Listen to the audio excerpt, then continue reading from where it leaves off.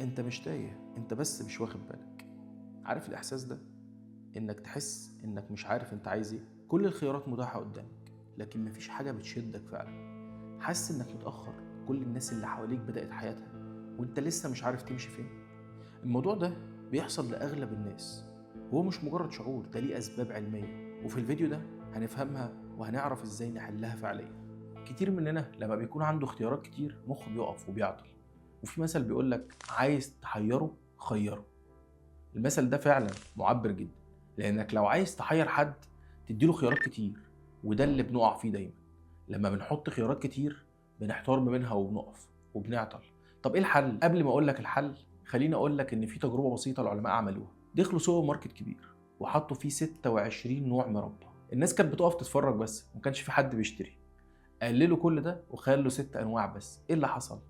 اتضاعف البيع 10 اضعاف. تخيل، 10 اضعاف. وده ان ده اللي يدل على ايه؟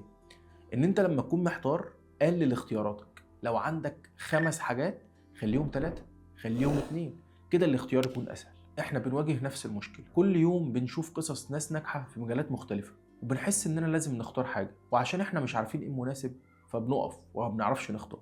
كل يوم تشوف على التيك توك، على الانستجرام، واحد يقول لك انا عندي 22 سنه وعملت المليون جنيه، اول مليون جنيه في 20 سنه، انا 25 سنه وبقيت سي او مش عارف شركه ايه. حاجات كتير من دي لما بتشوفها بتحس ان انت متاخر قوي، وخصوصا لو انت كبير في السن. لو وصلت لل30 ممكن تحس باليأس، ممكن تحس انا ضايع، انا ما حققتش حاجه. بس اللي ما تعرفوش ان دي حاجات متنقيه. الناس دول ما عرضوش الفشل اللي اتعرضوا له. محدش بيحكي فشل، كله بيحكي نجاحه. الواحد من ده تلاقيه فشل مرة واثنين وثلاثة واربعة وعشرة، وانت من اول مرة تفشل تركن على جنب ومش عايز تكمل ويجيلك يأس. مش صح؟ الشغف مش حاجة بنتولد بيها. الشغف بيكتسب. بيكتسب من ايه؟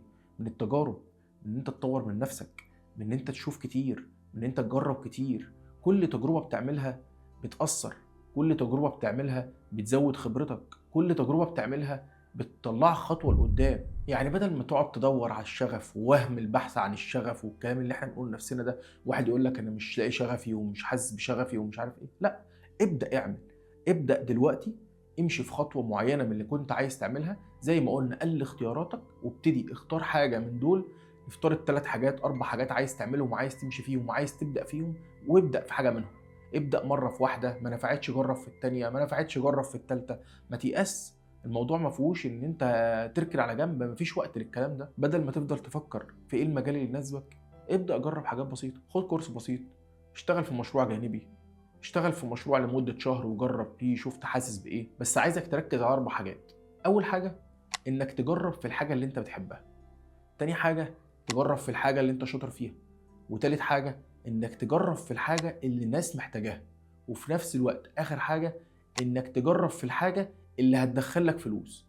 يعني ما تفرحش مثلا تبتدي في مشروع انت عارف ان هو مش هيدخل فلوس الناس مش محتاجينه وتبص عليه. اي مهارة عندك حاول تستغلها وابدأ بيها. مش لازم تبدأ بحاجة ضخمة، ابدأ بحاجة بسيطة جدا بس ابدأ دلوقتي. في جملة عجبتني قوي ستيف جوبز كان بيقولها، كان بيقول لك التركيز مش انك تقول نعم لحاجات، التركيز انك تقول لا لحاجات. وده بيودينا النقطة اللي قلت لك في الأول اللي هي إيه؟ الاختيارات. لما يجي لك 10 حاجات اختار منهم 2، اختار منهم 3، قول لأ للباقي وخد اللي تقدر تكمل فيه. وآخر حاجة عايز أقولها لك، اشتغل بطريقة المايكرو وينز. ما تحطش لنفسك هدف طويل الأمد تقول بعد 10 سنين هعمل كذا، لا. حط لنفسك هدف أسبوعي، أسبوع أسبوعين أنا هعمل فيهم كذا. ما تقولش أنا هدخل المجال دوت، لا، قول أنا هكتسب المهارة دي. المهارة دي واحدة واحدة، مهارة على مهارة على مهارة، تقدر تدخل مجال بعينه وتقدر تشتغل فيه وتقدر توصل فيه لحاجة معينة. مشكلتك مش انك تايه، مشكلتك انك مستني الإجابة تجيلك لوحدها، وده مش هيحصل. الإجابة مش هتجيلك غير لما تتحرك. مش هتعرف انت عايز تعمل ايه غير لما تتحرك وتخوض التجربة وتجرب. ما تستناش تكون 100% عشان تعمل حاجة. ابدأ ب50%، ب30%، ب20%.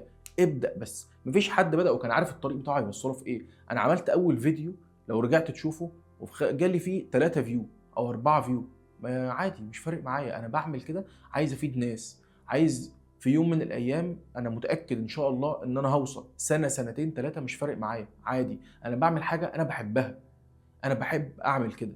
اكتب لي في الكومنتات ايه الحاجه اللي انت عايز تبدا فيها ولو في مجالي واقدر اساعدك انا هكون معاك. ما تنساش تعمل سبسكرايب ولايك عشان نكمل الرحلة مع بعض.